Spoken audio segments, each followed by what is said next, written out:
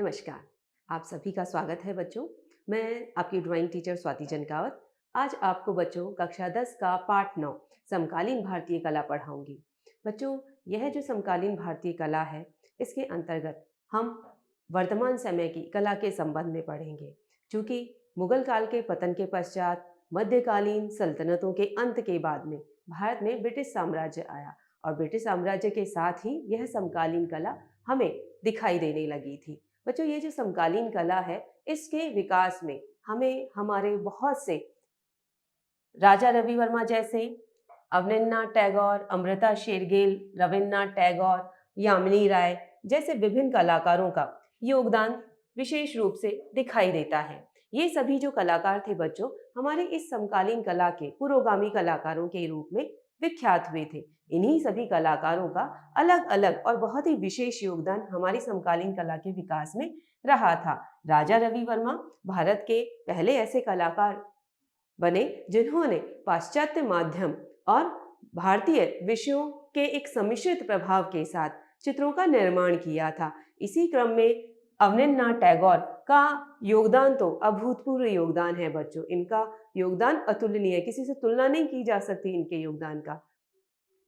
क्योंकि अवनिंद्रनाथ टैगोर ने भारतीय कला जगत में राष्ट्रीयता की भावना स्थापित की थी। इन्होंने भारतीय लोगों के मध्य यह आत्मविश्वास स्थापित किया कि भारतीय कला अपने आप में अभूतपूर्व है, वह दुनिया की किसी भी कला से कम नहीं है। हमारी प्राचीन कलाओं के प्रति आत्मविश्वास की भावना और नया कुछ करने का जो साहस था, वो इन्हीं अवनिंद्रनाथ टैगोर की देन रही है। इसी क्रम में बच्चों अमृता शेरगिल, रविन्द्रनाथ टैगोर और यामिनी राय जैसे कलाकारों ने भी अपना योगदान दिया है। यामिनी राय ने तो हमारी जो लोक कलाएं हैं उनको पुनर्जीवित किया इसी समकालीन कला के संदर्भ में। ये एक ऐसे कलाकार थे जिन्होंने हमारी जो प्राचीन लोक कलाएं हैं उनसे प्रेरणा ली और उन्हें अपनी शैली का हिस्सा बनाया और इस समकालीन कला के विकास में अपना बड़ा ही नया और नए पहलू को स्थापित करते हुए अपना अभूतपूर्व स्थान बनाया था इन्होंने। इसी क्रम में बच्चों और भी बहुत से कलाकार हुए थे जिन्होंने हमारी समकालीन कला के विकास में अपना योगदान दिया है। बच्चों, यह जो समकालीन कला थी, इसमें पाश्चात्य तकनीकें और भारतीय आध्यात्मवाद का मिलन था। क्योंकि ये सभी जो पुरोगामी कलाकार थे, इन्होंने पाश्चात्य तकनीकों को तो सीखा ही सीखा, साथ ही हमारी जो परंपरागत प्राचीन शैलियां थी उनको भी पुनर्जीवित किया, उन सभी के प्रति आत्मविश्वास की भावना जगाई थी। अतः इन सभी में पाश्चात्य तकनीकों का मिलन था। साथ ही साथ हमारी जो प्राचीन आध्यात्मवाद लिए हुए विभिन्न शैलियां थी, उनका मिलन भी हमें हमारी इस भारतीय समकालीन कला में देखने को मिलता है। अतः यह जो कला है बच्चों, समकालीन भारतीय कला, इसमें हमें पाश्चात्य विधियों, सामग्रियों और प्रयोगवादिताओं, नया कुछ खोज करने की प्रवृत्ति जैसे विचार हमें इस कला के अंतर्गत दिखाई देते हैं। इसी क्रम को आगे बढ़ाते हुए बच्चों, कोलकाता के प्रदोष दास गुप्ता, निरोध मजूमदार, परितोष सेन, प्राण किशन पाल, इन सभी कलाकारों ने एक नया समूह जिसे कहा गया कोलकाता ग्रुप, इस कोलकाता ग्रुप की स्थापना की और 1943 में इन्होंने अपनी पहली समूह प्रदर्शनी लगाई। यह जो समूह प्रदर्शनी का विचार था बच्चों, पाश्चात्य देशों में चल रहा था। उसी से प्रेरणा लेकर इन सभी कलाकारों ने भारत में भी समूह प्रदर्शनियां लगाना प्रारंभ किया और समकालीन कला के विकास को आगे बढ़ाया। इसी क्रम को आगे बढ़ाते हुए बच्चों 1947 में peg group, progressive artist group की स्थापना की गई। इसी ग्रुप के सदस्य थे FN सोजा, रजा, MF हुसैन, KH आरा। ये सभी इस ग्रुप के संस्थापक और सदस्य व्यक्ति थे। इन सभी ने भी यह पैग समूह बनाकर अपनी समूह कला प्रदर्शनियां लगानी शुरू करी थी। इसी के क्रम को आगे बढ़ाया बच्चों विनोद बिहारी मुखर्जी, राम किंकर बैज और सैलोज मुखर्जी जैसे कलाकारों ने। इन कलाकारों ने यामिनी राय जैसा काम किया था। इन्होंने जापानी कला और भारतीय लोक कलाओं से प्रेरणा हासिल की और इसी विकास को आगे बढ़ाया था। साथ ही साथ देव प्रसाद राय चौधरी और सरोजदास उकील जैसे कलाकारों ने हमारे उत्तरी दक्षिणी भारत में आधुनिक कला के विकास में बच्चों आंदोलनकर्ता की भूमिका ने निभाई और संपूर्ण भारत में यह समकालीन कला विकसित होती चली गई। बच्चों, इन्हीं समकालीन कलाकारों और उनकी कुछ महत्वपूर्ण कृतियों को लेकर हम अपने पाठ को आगे बढ़ाते हैं। हमारे पहले महत्वपूर्ण कृति है बच्चों वर्लपूल। यह जो वर्लपूल नाम की कृति है, यह कृष्ण रेड्डी द्वारा 1962 में बनाई गई थी और यह 37.5 सेंटीमीटर गुणा 49.5 सेंटीमीटर की ये कृति बनाई गई और यह कागज पर उत्कीर्ण आकृति है। यह कागज पर बनाया गया है। बच्चों, ये वर्लपूल का चित्र दिखाई दे रहा है हमें। यह वर्लपूल का चित्र एक ही रंग में बनाया गया है। एक ही रंग की अलग अलग तानों को इसमें काम में लिया गया और बड़े ही विचित्र प्रभाव के साथ नवीन ढंग से यह चित्र बनाया गया था। बच्चों, ये एक चित्र नहीं, छापा चित्र है। छापा चित्र क्या होता है? छापा, जैसे कि इंग्लिश में प्रिंट बोलते हैं, यह प्रिंट मेकिंग का उदाहरण है। अलग अलग तरीकों से बच्चों प्रिंट लिए जाते हैं। इसकी बहुत सारी विधियां हैं, उसके बारे में भी हम बात करेंगे। बच्चों, ये जो वर्लपूल का चित्र था कृष्ण रेड्डी द्वारा बनाया गया और उनके द्वारा छापा चित्र का ये एक विशिष्ट उदाहरण है। ये जो कृष्ण रेड्डी थे बच्चों, अपने समय के एक बहुत ही प्रसिद्ध छापा चित्रकार और मूर्तिकार दोनों ही थे। कृष्ण रेड्डी अम्ल लेखन अर्थात एचिंग में ड्राई पॉइंट, अभी जैसा कि बताया आपको बच्चों, ये सभी जो विधियों की बात कर रहे हैं हम, ये सभी छापा चित्रण अलग अलग विधियां हैं। एक्वांटिक, इंटेग्लियो, लिथोग्राफी और ओलियोग्राफी, ये सभी छापा चित्रण की अलग अलग तकनीकें हैं जिनको अलग अलग संसाधनों के साथ में प्रयुक्त किया जाता है। बच्चों, छापा चित्रण में इसका मूल आपको थोड़ा सा स्पष्ट कर देते हैं। हम इन सभी तकनीकों को तो यहाँ नहीं समझेंगे, लेकिन छापा चित्र कैसे लिए जाते हैं थोड़ा सा उसके बारे में बात कर लेते हैं। बच्चों, छापा चित्र आप सभी ने मोहर देखी होगी। मोहर, रबर की मोहर से कागज पर जो छाप ली जाती है वह भी एक प्रकार की छापा चित्रण तकनीक का ही प्रेरणादायक हिस्सा है। कुछ इसी प्रकार का छापा चित्रण भी यहाँ पर इन सभी विभिन्न तकनीकों में अपनाया जाता है। अलग अलग प्रकार के माध्यमों को अपनाकर ये छापे लिए जाते हैं। छापा चित्रण का सबसे अच्छा जो योगदान रहा हमारी समकालीन कला में वह यह रहा कि हम छापा चित्र के माध्यम से हम बहुत सारे चित्रों के प्रिंट निकाल सकते हैं। एक जैसे ही बहुत सारे चित्र निकाल सकते हैं, क्योंकि कलाकार एक समय में एक चित्र को ही बना सकता है, परंतु हम इस छापा चित्रण तकनीक से एक समय में बहुत से चित्रों को प्राप्त कर सकते हैं। अतः इस समय की हमारी जो 19वीं शताब्दी थी बच्चों, इस समय में इन्हीं तकनीकों के माध्यम से, जबकि जिस समय की भारत में छापे या मशीनों का बहुत ज्यादा उपयोग नहीं था, तो इन माध्यमों से ही चित्रों के अलग अलग बहुत सारे प्रिंट निकाले जाते थे और इन्हीं को आसानी से जन सामान्य के मध्य प्रस्तुत किया जाता था। अतः उस समय में प्रिंट निकालने का ये एक बहुत ही सरल और आसान तरीका था। इनमें अलग अलग प्रकार के संसाधन काम में लिए जाते हैं। जैसे हमारा जो ये वर्लपूल का चित्र बनाया गया कृष्ण रेड्डी द्वारा, हम उसकी तकनीक के बारे में बात कर लेते हैं बच्चों। ये जो वर्लपूल का चित्र बनाया गया है, इसमें कृष्ण रेड्डी जी ने जिंक प्लेट के ऊपर नुकीले धातु से खरोंचे मारकर इस चित्र का आकार गढ़ा और उसी को एसिड प्लेट में डालकर उसके ऊपर इंक लगाकर फिर जाकर उस पे कागज के माध्यम से उस पर छापा लिया गया था। इस प्रकार से ये एक जिंक प्लेट के माध्यम से लिया गया एक छापा चित्र था। इसके अंतर्गत बच्चों, ये जो वर्लपूल उत्कीर्णन इंटेग्लियो पद्धति से बनाया गया ये एक छापा चित्र है वर्लपूल का। इसमें बच्चों कलाकार ने अपनी चिर परिचित वस्तुओं को, विभिन्न प्रकार के फूल, पत्ती, पेड़ पौधे, इन सभी आकारों को नया रूप इन्होंने प्रदान किया है। अपने नए निराले रूप को इन्होंने प्रदान कर इस चित्र में दिखाया है कि कैसे जब कलाकार अपने विचारों को नया कुछ करने का सोचता है, उसे रूप देता है, तो वह कैसे बदल जाता है। वही सभी कुछ यहाँ पर उन्होंने दिखाने की कोशिश की थी। इसमें उनका जो मुख्य उद्देश्य है बच्चों कृष्ण रेड्डी जी का, वो प्रकृति के प्रभाव को चित्रित करना था, ना कि प्राकृतिक तत्वों को दिखाना। तो प्रकृति के एक विचित्र प्रभाव को ही उन्होंने यहाँ पर दिखाया है।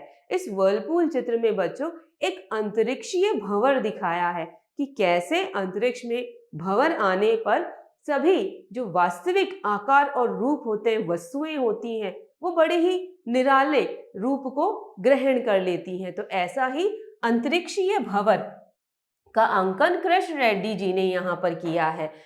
कृष्ण रेड्डी जी, जैसा कि पहले बताया था बच्चों, एक मूर्तिकार भी थे। उनके उस मूर्ति कला का प्रभाव, उस मूर्ति कला के अनुभव हमें यहाँ पर उसकी इस चापा चित्र में दिखाई देते हैं।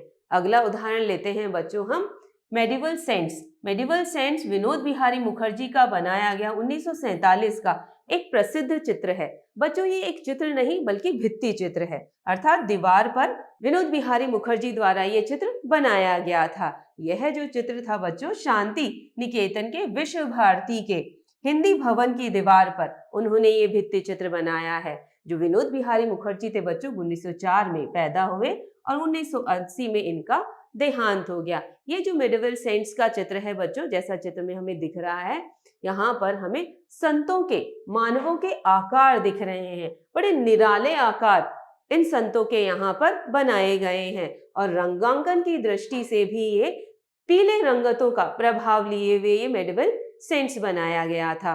जो विनोद बिहारी मुखर्जी थे बच्चों, ये बंगाल स्कूल के विद्यार्थी थे और नंदलाल बोस के ये शिष्य थे। जो विनोद बिहारी मुखर्जी थे बच्चों, ये प्रकृति प्रेमी थे।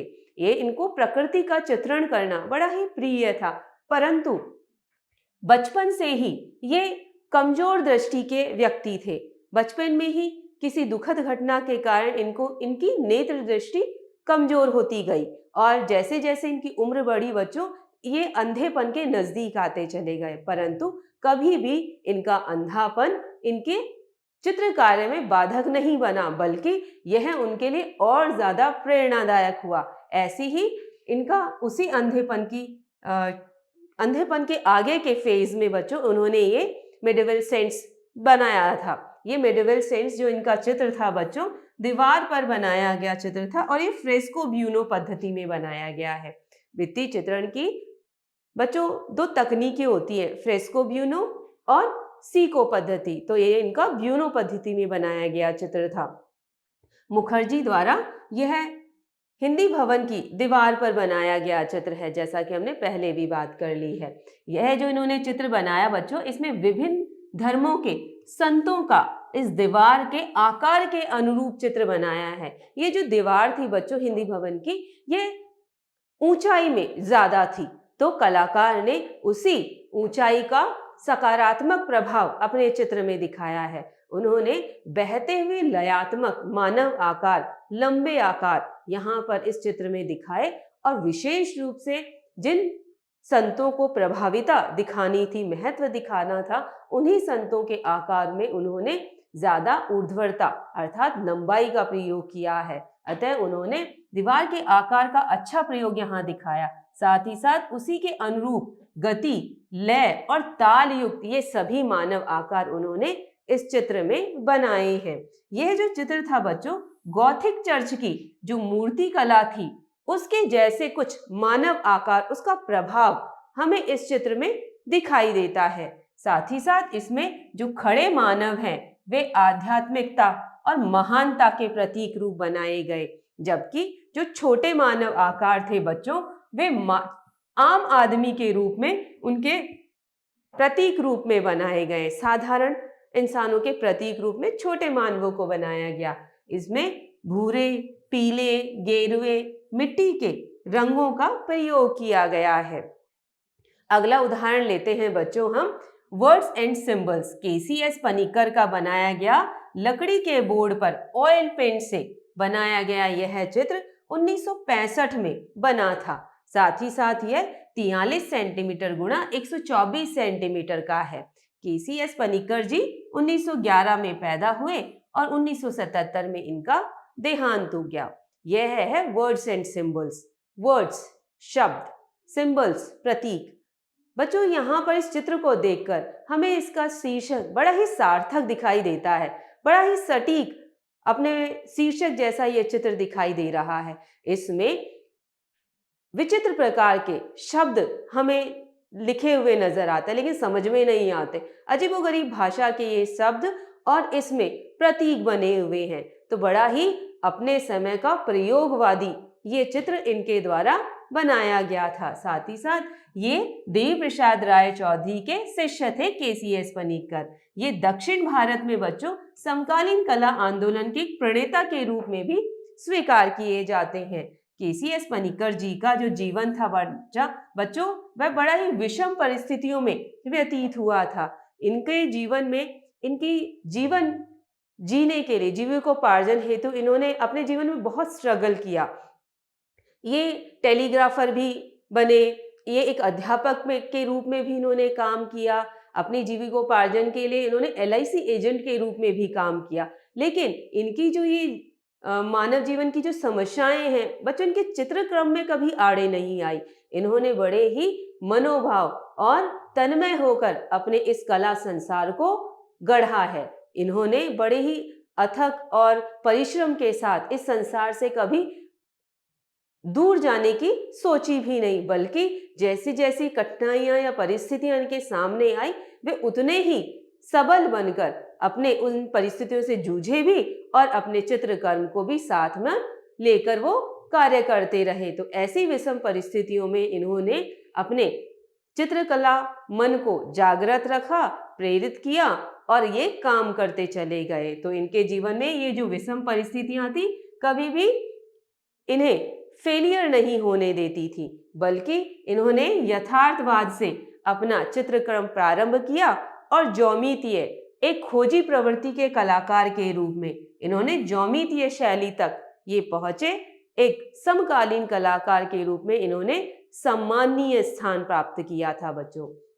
ऐसे में ही इन्होंने चेन्नई के पास में बच्चों चोलामंडल, एक कलाग्राम की भी स्थापना की। ये जो चोलामंडल था बच्चों, ये हमारे भारत का पहला कलाग्राम था। यहाँ पर बड़ी ही सुंदर सुंदर कलाकृतियों का निर्माण इन्होंने किया था। इसी के साथ साथ जो केसीएस पनिक्कर जी थे बच्चों, इनका ये जो वर्ड्स एंड सिंबल था अपने समय का बड़ा ही प्रयोगात्मक चित्र था। साथ ही साथ ये जो वर्ड्स एंड सिंबल था बच्चों, इस पर इन्होंने क्रमबद्ध, श्रृंखलाबद्ध काम किया है। बहुत सारे चित्र बनाए इन्होंने। साथ ही साथ इसमें विभिन्न प्रकार के कृतियों का इन्होंने अंकन किया है। जैसा कि अपन ने बात की थी बच्चों, इसमें इन्होंने नाना प्रकार के अलग अलग भाषाओं में इन्होंने शब्द बनाए हैं जो हमें समझ में तो नहीं आते, लेकिन चित्रात्मक रूप में बड़ी आकर्षक, सुंदर दिखाई देते हैं। इसमें इन्होंने गणित के चिन्ह, अरबी भाषा के शब्द, रोमन, मलयालम लिपि, विभिन्न प्रकार के आकार, जन्म पत्रिका जैसे तांत्रिक प्रतीक, विभिन्न प्रकार के लेख अपने इस चित्र में मानो उन्होंने लिखे हो। तो ऐसा विचित्र प्रभाव लिए हुए बड़ा ही सुंदर समकालीन कला का ये एक चित्र था, केसीएस पनिक्कर द्वारा बनाया गया। अगला उदाहरण, अगला चित्र लेते हैं बच्चों हम। यह चित्र है landscape in red. Francis Newton सोजा का बनाया हुआ यह चित्र बच्चों 1961 में इनके द्वारा बनाया गया था और यह 78.60 सेंटीमीटर गुना 132.1 सेंटीमीटर का है। ऑयल पेंट में इनका बनाया हुआ यह चित्र अब जहांगीर निकलसन संग्रहालय में सुरक्षित रखा गया है। जो सूजा थे बच्चों, ये 1924 में पैदा हुए और 2002 में इनका देहांत हो गया। ये है इनके द्वारा बनाया गया लैंडस्केप इन रेड। शीर्षक बड़ा ही सकारात्मक और सार्थक होता दिखता है, जैसा कि यहाँ पर एक भूदृश्य का, एक शहरी बिल्डिंग का यहाँ पर रेड कलर में अंकन किया गया है। तो ये चित्र और ये शीर्षक बड़ा ही मेल खाता हुआ और सार्थक होता हुआ, बड़ा ही सकारात्मक जीवन के प्रति हमको उस समय का दिखाई देता है। इसमें शहरी जो जीवन है उसका एक बड़ा ही जंगल सा स्वरूप हमको यहाँ पर दिखाई देता है। उसमें ये हरे रंग के धब्बे इसको आकर्षक बनाते हैं। तो ऐसा ही एक रंग वर्णी योजना में बनाया गया ये चित्र भी अपने आप में अति विशिष्ट है। ये एफएन सूजा थे बच्चों, ये गोवा में पैदा हुए थे और इनकी जो शिक्षा दीक्षा है वो बॉम्बे में हुई और sir J school of art से इन्होंने कला की शिक्षा प्राप्त की थी, परंतु 1945 में इनको वहां से निकाल दिया गया। आगे चलकर 1947 में इन्होंने ये जो पैक ग्रुप बनाया था, प्रोग्रेसिव आर्टिस्ट ग्रुप, इससे इनको काफी प्रसिद्धि मिली और ये युवा कलाकारों में बड़े ही प्रसिद्ध और अच्छे कलाकार के रूप में इन्होंने अपना स्थान बना लिया। ये इसके बाद में लंदन चले गए और वहां जाकर भी इन्होंने अंतर्राष्ट्रीय स्तर पर भारतीय कलाकार के रूप में ख्याति प्राप्त की और इस प्रकार ये अंतर्राष्ट्रीय ख्याति प्राप्त कलाकार बन गए। इसके कारण इनकी अनगिनत जो कलाकृतियां हैं हमारे समाज में एक बागी कलाकार के रूप में स्थापित हुई। जो एफएन सूजा थे बच्चों, इन्हें बागी कलाकार के रूप में माना गया है समाज में। शायद अपने धार्मिक और सामाजिक कुरीतियों के विरोध के कारण इनको बागी कलाकार कहा गया था। तो ऐसे थे एफएन सूजा। एफएन सूजा का बनाया गया जो ये चित्र था बच्चों, ये बड़ा ही अपने आप में सुंदर और प्राकृतिक दृश्यों को अपने में समाहित किए हुए ये चित्र था। जो एफएन सूजा थे ये पिकासो और मातिस जैसे पाश्चात्य कलाकारों से बड़े ही प्रभावित थे। ये प्रयोगधर्मी प्रयोगात्मक शैली के कलाकार थे। इन्होंने भारतीय मंदिर मूर्ति कला एवं पाश्चात्य शैली का मिश्रण अपने चित्राकृतियों में स्थापित किया था। इनके चित्रों में बच्चों प्राकृतिक दृश्य, धार्मिक सामाजिक जीवन इनके विषय प्रमुख थे। ऐसे में इनकी जो ये लैंडस्केप इन रेड कृति है ये बड़ी ही प्रसिद्ध कृति रही, क्योंकि इस कृति में उन्होंने उस समय के शहरी जीवन को जंगल के समान दिखाया था। इन्होंने अपने इसमें प्रयोगात्मक शहरी दृश्य का अंकन किया है, मानो शहरी प्रकृति जंगल सी दिखाई गई हो। बड़े ही रहस्यमयी ढंग से सुलेखीय रूप में लाल रंग में इन्होंने ये शहरी जीवन दिखाया है, जिसमें कि हरे रंग के छींटे बड़े ही सार्थक और बड़े ही आकर्षक इसमें दिखाए गए, बनाए गए हैं। तो ये थे बच्चों हमारे समकालीन कलाकार। यह पाठ आपके लिए बड़ा ही उपयोगी है बच्चों, इसे ध्यान से पढ़ें। हम अब अगले पाठ में मिलेंगे, तब तक के लिए नमस्कार, धन्यवाद।